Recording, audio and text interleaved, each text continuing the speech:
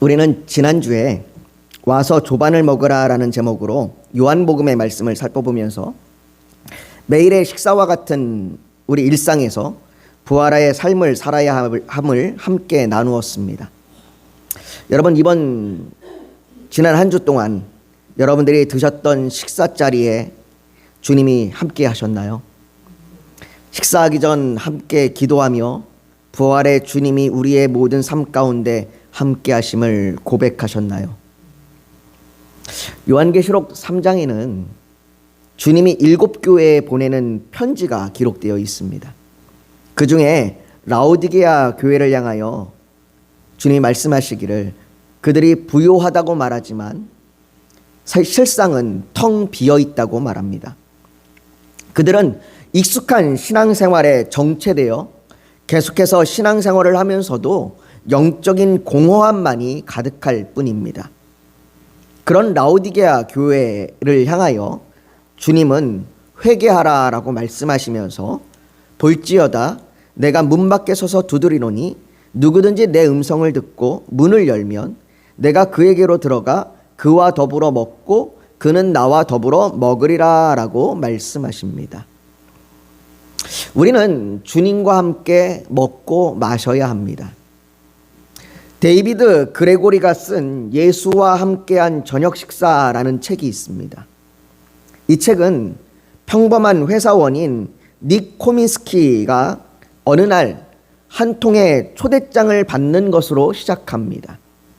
그 초대장에는 나사렛 예수와의 만찬에 당신을 초대합니다. 밀라노 레스토랑 3월 24일 화요일 저녁 8시라고 적혀 있었습니다.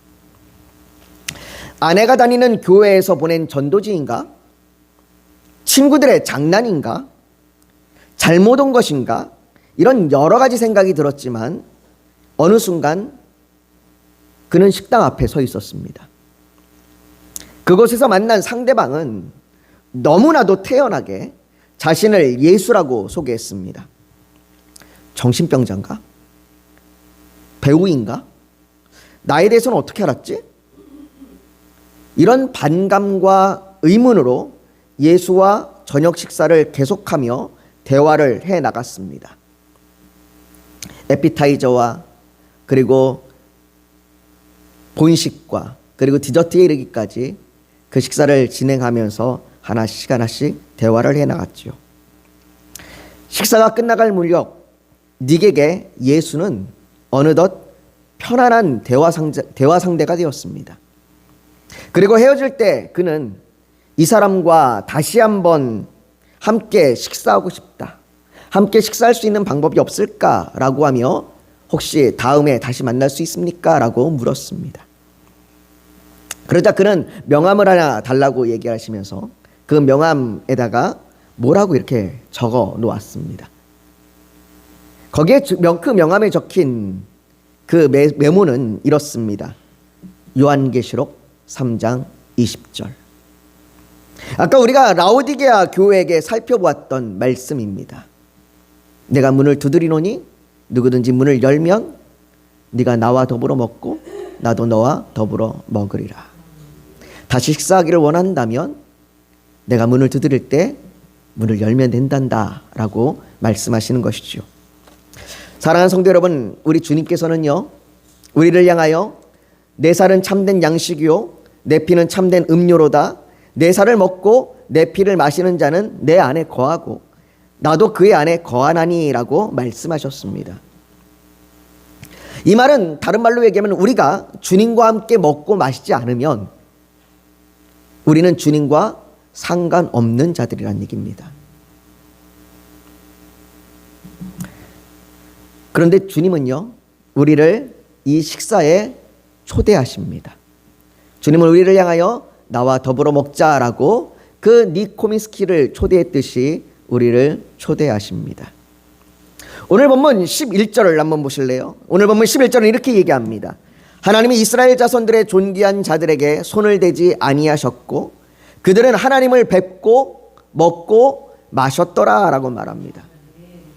여러분, 이들은 얼마 전까지만 해도요 하나님이 우리에게 말씀하지 말게 하소서, 우리가 죽을까 하나이다 라고 외쳤던 사람들입니다. 우리가 하나님의 음성을 들으면, 하나님의 소리를 들으면 우리가 죽을 것 같습니다. 뵙는 건 둘째치고, 만나는 건 둘째치고, 같이 식사하는 건 둘째치고, 목소리만 들어도 우리가 죽을 것 같습니다 라고 외쳤던 그 사람들입니다. 하나님의 목소리를 듣는 것조차 두려웠던 이들이 지금은 하나님을 배웠다고 말합니다. 우리가 하나님을 배웠습니다. 하나님을 뵐 뿐만 아니라 더불어 먹고 마십니다. 그럼에도 죽지 않습니다. 죄인이 하나님을 보았는데 죽지 않습니다. 오히려 하나님과 더불어 먹고 마시는 은혜를 누립니다. 사랑하는 성도 여러분, 오늘 우리가 이 은혜를 누리기를 원합니다. 죄인인 우리지만, 날마다 죄악 가운데 있는 우리지만, 그러나 오늘 우리가 주님을 배웠고 주님과 더불어 먹고 마시기를 축복합니다. 그렇다면 이들이 어떻게 하나님을 뵙고 먹고 마시게 되었습니까? 우리가 오늘 이 과정을 좀 살펴볼 텐데요. 이 과정이 마치요, 신랑과 신부가 결혼하는 것과 같은 모습으로 이루어져 있습니다. 그리고 이것이 성경에서 주님과 우리의 관계를 표현하는 모습으로 자주 사용되고 있는 것을 볼 수 있습니다. 이사야 54장 5절에 보면 이는 너를 지으신 이가 내 남편이라 라고 말합니다. 하나님이 우리의 남편이라고 말씀하시는 거죠. 그리고 호세아 2장 19절에도 내가 내게 장가들어 영원히 살되라고 말씀하십니다. 이렇게 성경은 종종 우리와 하나님과의 관계를 신랑과 신부, 남편과 아내의 관계로 말씀하십니다.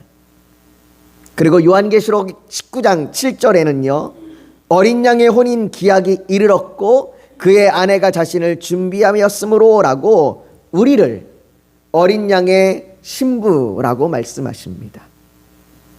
이처럼 성경은 주님과 우리의 관계를 신랑과 신부로 표현하면서 온전한 사랑과 회복, 그리고 연합된 관계라고 말씀하십니다.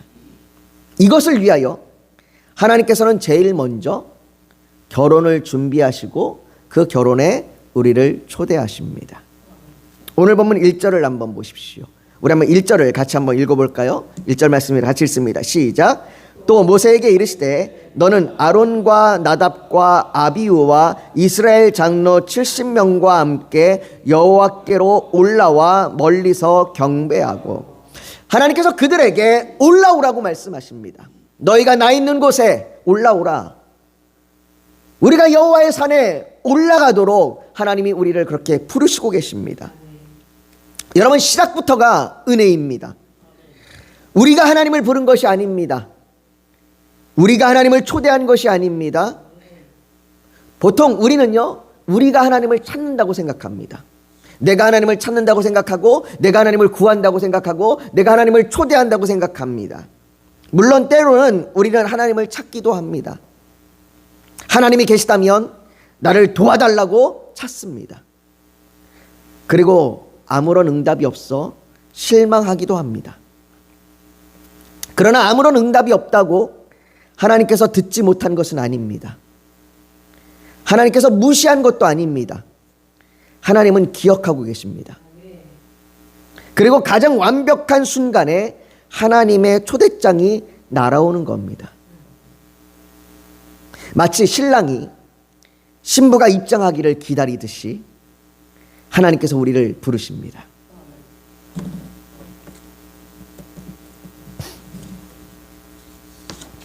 그렇게 하나님께서 모세와 아론, 나답, 아비후와 70명의 장로들에게 나 있는 곳으로 올라오라 말씀하십니다. 이들은 이스라엘의 대표입니다. 이스라엘에 수많은 사람들이 있지만 그들이 다 하나님 앞에 올라오는 것이 아니라 그들의 대표인 그들을 하나님이 부르시는 겁니다. 하나님이 그들의 대표를 부르시지만 사실 이것은 이스라엘 전부를 부르는 것과 마찬가지입니다. 하지만 이들조차도 오늘 1절에 보면 멀리서 경배할 뿐입니다. 최종적으로 하나님 앞에 서게 되는 것은 모세뿐입니다. 모세만 하나님 가까이 나아갑니다. 모세가 특별해서가 아닙니다. 모세가 뭔가 대단해서, 모세가 뭔가 그들보다는 뭔가 나아서가 아닙니다. 하나님께서 그렇게 모세를 부르셨기 때문입니다. 하나님께서 모세를 통하여 이스라엘 백성의 중보자로 세우셨기 때문입니다. 하나님께서 우리에게도 모세와 같은 중보자를 주셨습니다. 아니, 모세보다 더 위대한 중보자를 주셨습니다.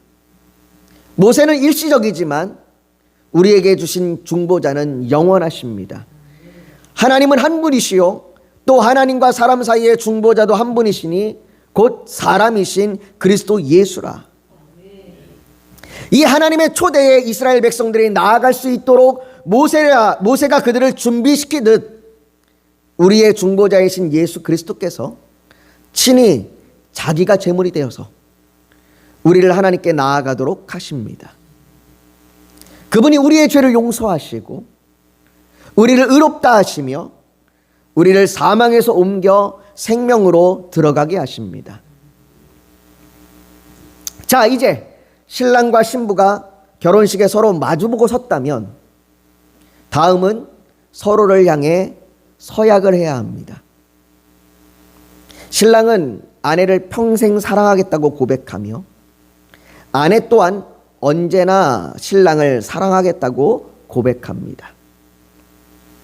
그것을 보여주는 것이 오늘 본문 3절입니다.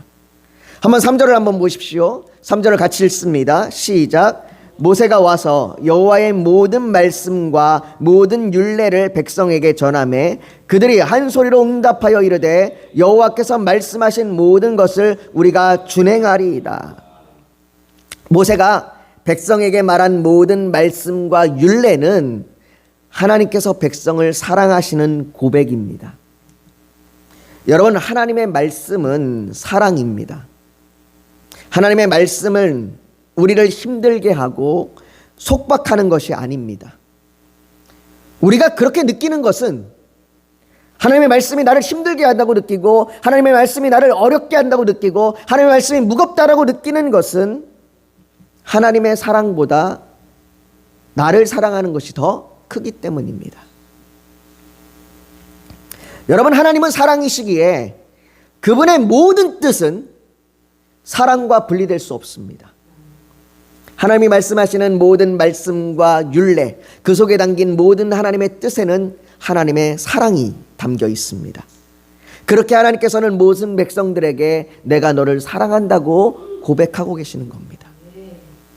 그 고백에 이스라엘 백성들도 여호와께서 말씀하신 모든 것을 우리가 준행하겠나이다 라고 우리도 사랑합니다, 나도 하나님을 사랑합니다 라고 답하는 것이죠. 왜 하나님, 내가 하나님의 말씀을 준행하겠습니다, 내가 하나님의 말씀께 순종하겠습니다, 내가 계명을 지키겠습니다 라고 하는 그 말이 왜 사랑한다는 고백, 사랑의 고백이라고 말하는 것일까요? 예수님께서 요한복음 14장 21절에 보면 이렇게 말씀하십니다. 나의 계명을 지키는 자라야 나를 사랑하는 자니. 여러분, 우리가 하나님의 계명을 지킨다는 것, 우리가 하나님께 순종한다는 것, 우리가 하나님의 말씀과 율례를 따른다는 건 우리가 하나님을 사랑한다고 고백하는 겁니다. 내가 지금 순종할 수 없는 조건과 환경과 그런 처지이지만 그럼에도 불구하고 내가 하나님의 말씀을 따르기로 작정하고 결단하고 순종할 때 우리는 하나님, 내가 여전히 하나님을 사랑합니다 라고 고백하고 있는 것이죠. 여러분들은 결혼식 때 아내와 남편에게 고백하셨던 사랑의 서약을 기억하십니까? 그러면 여러분들이 세례를 받으셨을 때 고백했던 믿음의 서약은 기억하십니까? 아마 대부분의 많은 분들이 둘 다 우리의 기억에서 잊혀졌을지 모릅니다. 특별히 결혼식 때 내가 아내에게 했던 사랑의 고백, 남편에게 했던 사랑의 고백은 아마 많이들 잊혀졌을 겁니다. 그러나 여전히 아내와 남편을 사랑하시고 또 마찬가지로 여전히 하나님을 사랑하고 계시죠. 왜 그렇습니까? 서약은 단순히 말이 아니기 때문입니다. 말은 잊혀질 수 있습니다. 말은 기억에서 사라질 수 있습니다. 말은 사라졌지만 여전히 사랑의 관계를 이루고 있는 것은 서로를 향한 섬김과 희생이 있기 때문입니다.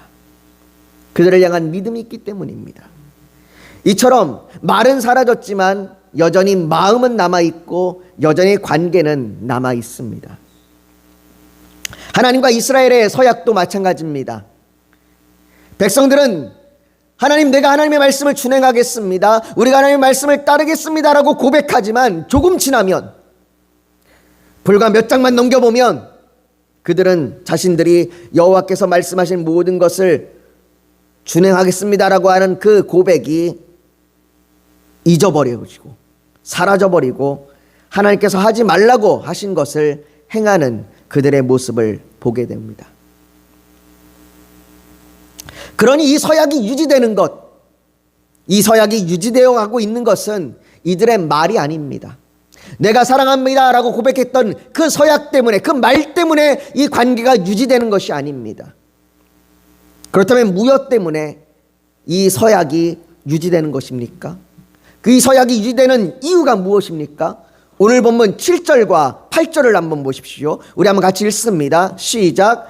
언약서를 가져다가 백성에게 낭독하여 듣게 하니 그들이 이르되 여호와의 모든 말씀을 우리가 준행하리이다. 모세가 그 피를 가지고 백성에게 뿌리며 이르되 이는 여호와께서 이 모든 말씀에 대하여 너희와 세우신 언약의 피니라.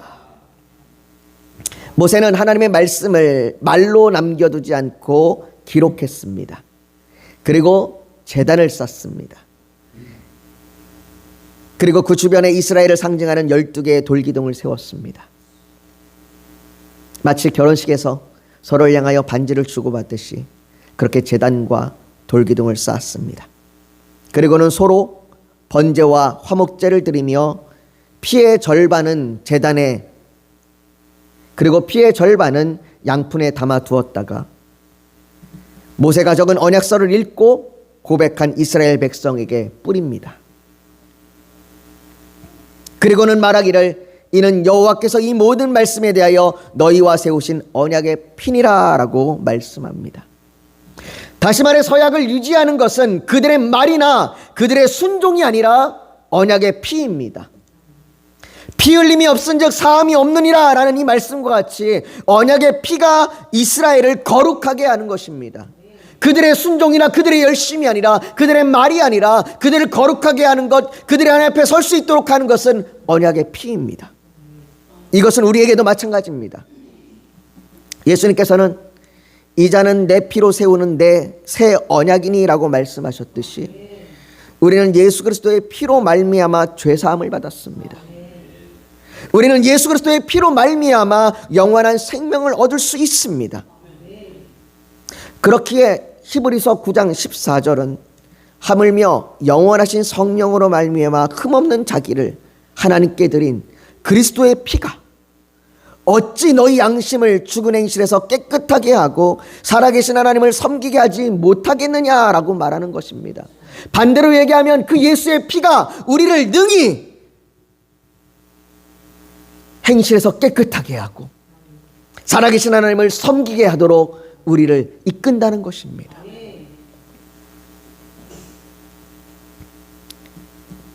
이제 모든 서약과 결혼을 마친 신랑과 신부가 함께 혼인 잔치에 참여합니다.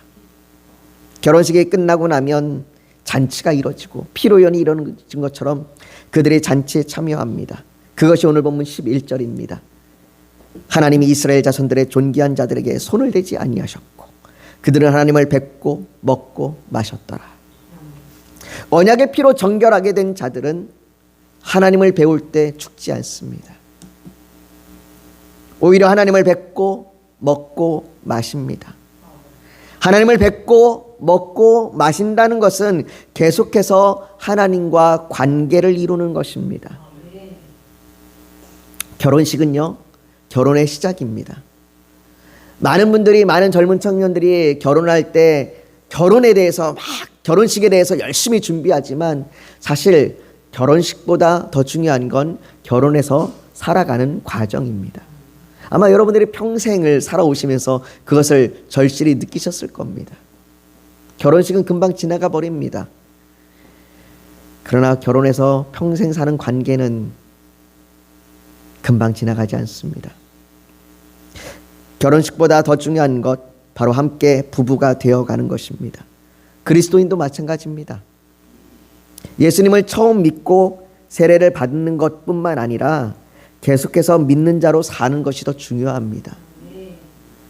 세례에 참여해서 세례식을 받고 내가 하나님 앞에 사랑한다고 고백했지만 그러나 그 이후의 삶이 믿는 자로 살지 못한다면 그것이 얼마나 불쌍한 인생이겠습니까? 얼마나 비참한 인생이겠습니까? 주일에 예배를 드리는 것이 일주일의 시작이듯이 나머지 6일을 우리는 하나님과의 관계 속에서 살아가야 합니다. 여러분들, 이 예배, 우리가 하나님 앞에 예배를 드리는 것 중요하지만 그러나 이 예배로 끝나서는 안 됩니다. 예배 이후에 여러분들의 남은 월요일부터의 토요일까지의 삶도 오늘 예배처럼 유지되고 지속되어야 하는 것입니다. 사랑하는 성도 여러분, 하나님께서는 우리를 단순한 피조물이 아니라 언약의 신부로 부르셨습니다. 그리고 그 언약을 우리의 결심이나 열심이 아니라 예수 그리스도의 피로 친히 이루시고 지금도 붙들고 계십니다. 물론 우리의 마음은 때때로 흔들리고 요동칠 것입니다. 불안, 두려움, 낙심, 우울함이 우리를 흔들 것입니다. 그러나 이런 우리를 날마다 하나님의 평강, 기쁨, 힘, 인도, 위로, 임재로 살아가도록 하나님께서 예수 그리스도의 피로 세우신 언약을 지키십니다. 신실하신 하나님께서는 한 번도 변하지 아니하시고 한 번도 놓지 아니하시고 여전히 지금까지 그 언약을 신실하게 지켜가고 계십니다. 그러므로 우리의 신앙은 잘 지켜야 유지되는 관계가 아니라 이미 맺어진 언약 안에서 누리는 관계입니다. 여러분, 이게 중요합니다. 누리는 관계입니다. 여러분들 언약 안에서 누리고 계십니까? 출애굽기 24장에서 하나님과 함께 먹고 마셨던 것처럼 오늘 우리도 예수 그리스도 안에서 하나님과 함께 먹고 마시는 삶, 하나님은 우리를 그런 삶으로 부르신 것입니다. 그렇게 누리는 삶으로 부르신 것입니다. 이것은 단순한 의식이 아니라 날마다 하나님과 동행하는 삶입니다. 혹시 우리의 마음이 식어 라오디게아 교회처럼 익숙한 신앙 속에서 내가 계속해서 신앙생활을 하고 있지만 여전히 공허함 가운데 살아가고 있다면 오늘 주님께서 여러분들을 향하여 다시 말씀하십니다. 저와 여러분들을 향하여 말씀하십니다. 내가 문 밖에 서서 두드리노니 문을 여십시오. 다시 식탁으로 나오십시오. 다시 주님과 함께 먹고 마시는 자리로 나아가십시오. 이번 한 주간 단순히 더 열심히 사는 것이 아니라 주님과 함께 사는 한 주가 되기를 바랍니다. 여러분들, 이번 주를 한번 다르게 보내보십시오. 지금까지 우리가 보냈던 것과 다르게 이번 한 주를 보내보십시오. TV를 끄고 성경을 읽거나 스마트폰 대신 말씀을 펼치십시오. 식사 기도 시간 이외에도 하나님 앞에 홀로 있는 시간을 가져보십시오. 힘들고 지칠 때 하나님께 찬양하십시오. 오늘 우리가 찬양했던 것처럼 예수는 내 힘이요, 내 평생의 여호와의 선하심을 내가 노래합니다. 하나님, 내 지금 처지와 형편이 힘들고 어렵지만 여전히 하나님의 선하심이 내게 있음을 내가 세상을 향하여 노래합니다. 그렇게 여러분들 고백하십시오. 이렇게 하나님께서 주시는 모든 것을 누리는 것으로 우리의 삶이 변화되면 주변 사람들이 이걸 알아보게 될 겁니다. 저 사람 뭔가 달라졌는데? 저 사람 뭔가 오늘은 좀 다른데? 그리고 그 우리의 변화된 모습을 왜 그럴까? 왜 달라졌을까? 그 이유를 알고 싶어 할 겁니다. 그때 우리는 예수 그리스도를 따르는 자로서 다른 사람에게 너도 이 잔치에 나와 함께 먹고 마시고 누리자, 함께 가자라고 초대받을 수 있음을 알려줄 수 있습니다. 그러니 사랑하는 성도 여러분, 이번 주는 저와 여러분이 오늘 말씀과 같이 언약의 피로 세워진 주의 신부로서 혼인잔치에 참여한 기쁨으로 살아가는 한 주가 되시기를 예수님의 이름으로 축복합니다. 이 시간 우리 오늘 말씀을 붙들고 같이 기도하길 원합니다. 여러분들, 주님이 우리를 부르셨고 언약의 피로 우리를 세우셔서 주님이 우리와 함께 먹고 마시자 말씀하십니다. 여러분, 우리가 그 주님을 이번 한 주 뵙길 원합니다. 주님과 더불어 먹고 마시기를 원합니다. 그래서 우리가 오늘 이 시간, 주님, 내가 이번 한 주 달라지길 원합니다. 내가 이번 한 주 다르게 하나님과 누리는 삶을 살길 원합니다. 하나님, 내 삶이 이번 한 주 TV를 끄고 말씀을 보며 내가 하나님을 찬양하며 하나님께 기도하는 시간이 내 안에 있게 하여 주시옵소서. 내가 변화된 모습이 주변 사람들에게 보여지는 이번 한 주가 되게 하여 주시옵소서. 우리 그렇게 간절히 주님 앞에 소망하며 결단하며 같이 부르짖어 기도하며 나아가길 원합니다. 같이 기도하겠습니다. 여러분, 잠시 고개 숙여 묵상하기를 원합니다. 오늘 하나님 앞에 내가 언약의 피로 세워진 주의 신부로서 혼인잔치에 참여한 기쁨으로 살아가는 한 주를 살기를 원합니다. 내가 그렇게 결단합니다. 내가 그렇게 소망합니다. 그렇게 주님 앞에 부르짖는 우리의 부르짖음이 있다면 이 시간 가슴에 손을 얹어 하나님 앞에 표현하길 원합니다. 또 오늘 예배를 드리러 나오면서 기도의 제목 소원이 있어서 주님께 맡기기를 원하신다면 손을 포개 얹기를 원합니다. 육신이 연약하면 연약한 곳에 손을 얹으십시오. 오늘 하나님께서 성령으로 우리 사이를 운행하시며 우리를 만지시고 치료하여 주실 줄 믿습니다. 거룩하신 아버지 하나님, 주께서 우리를 언약의 피로 세워진 주의 신부로 부르셨습니다. 우리를 부르셔서 나와 함께 더불어 먹고 마시자라고 말씀하십니다. 아버지, 때때로 우리는 우리의 결단이 흔들리고 우리의 마음이 상처를 입고 우리의 환경과 우리의 처지 가운데 주저앉지만, 그러나 우리의 말이 아니라 우리의 순종이 아니라 그 언약의 피로 주님이 여전히 우리를 신실하게 붙들고 계십니다. 아버지 하나님, 그러니 우리가 주님 앞에 나아가 주님을 의지하여 주의 자녀로서 그 잔치를 누리길 원합니다. 먹고 마시길 원합니다. 아버지 하나님, 우리의 그 소원이 있습니다. 우리의 결단이 있습니다. 아버지, 그렇게 우리가 그 소원과 결단을 가지고 이번 한 주 새롭게 살길 원합니다. 우리가 주의 말씀 가운데, 주의 기도 가운데, 주의 찬양 가운데 주님과 더불어 있길 원합니다. 아버지, 우리를 붙들어 주시옵소서. 우리를 그렇게 인도하여 주시옵소서. 또한 아버지 하나님, 이 시간 우리의 간절한 기도의 제목을 주 앞에 고백합니다. 아버지 하나님, 우리의 기도 가운데 하나님의 뜻을 나타내 보여주시고 우리에게 힘이 되어주시고 우리에게 위로가 되어주시고 우리를 인도하여 주시옵소서. 아버지 하나님, 주님이 우리를 인도하시고 우리를 향하여 하나님의 뜻을 이루실 때까지 우리가 쉬지 아니하고 쓰러지지 아니하고 인내함으로 부르짖겠습니다. 아버지, 우리를 인도하여 주시옵소서. 우리에게 힘을 주시옵소서. 또한 아버지 하나님, 간절히 원합니다. 우리의 병든 육체와 마음을 만져주시옵소서. 주의 성령으로 우리를 치료하여 주시옵소서. 아버지, 우리의 믿음이 연약합니까? 우리에게 믿음을 더하여 주셔서 그 믿음으로 주께 구하게 하여 주시옵소서. 아버지, 그때에 하나님이 우리를 치료하여 주실 줄 믿습니다. 치료해 주시고 회복시켜 주실 줄 믿습니다. 그 놀라운 은혜가 여기 모여있는 사랑하는 성도들 한 사람 한 사람 가운데 임하게 하여 주시옵소서. 모든 것 주 앞에 올려드리며 예수님의 이름으로 기도하옵나이다. 아멘.